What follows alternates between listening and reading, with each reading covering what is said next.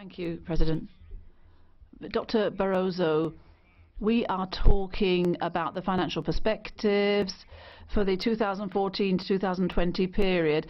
In the very week that the rating agencies have actually called into question the second bailout plan for Greece after the failure of the first bailout. So there's something strange going on here. I have doubts whether we're able to learn lessons from what's happened, from the situation in which the European finds itself. We can't learn from the situation that we're in.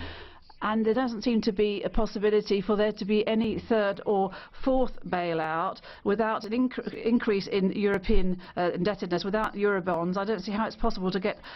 I don't see how we can have a budget or a euro without a strong budget and without a rigorous budget. And this is a lesson that I don't think anyone is learning from the present situation. And therefore, my first comment, Mr. Callanan, is that this Commission proposal is actually a proposal for a real freezing of the European budget, and that's what it is. It's nothing else. 1% of the GDP, that is a freezing on the mid and long term of the European budget, and therefore there seems to be a substantive problem here. And that is either we don't do what we should be doing with the European budget, or else we're going to multiply the financial instruments and tools outside the budget in order to do what's needed. But at that point in time, we have a real problem of democratic scrutiny, of democracy in this European Union if it's outside the budget. And so my second comment is on financial transactions. I'd like to welcome the fact that the European Commission has actually changed its position. For years, social movements and political left-wing came out in favour of this financial transactions tax, and for years the European Union, in particular Dr. Durão Barroso, were always saying no, or else.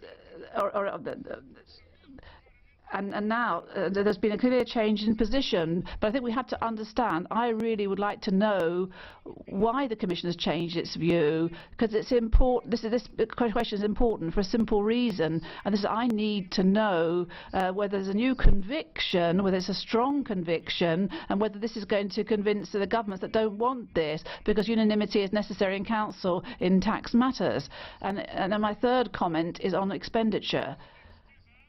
In the expenditure, there is a relevant proposal for an increase in scientific research investment and for innovation. That's very significant. But more important than the volume of financing is the guiding or the orientation of this financing, the direction.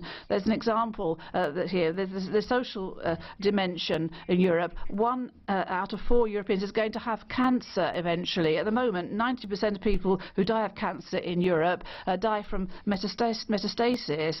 But most of the research finance in cancer doesn't go into metastasis. It goes into primary cancers. It doesn't go into secondary cancers. That's 90% of the research. So it's a question of quality of the research and the need for social research. And it's a question of social commitment to the European Union. And that's we're looking at this.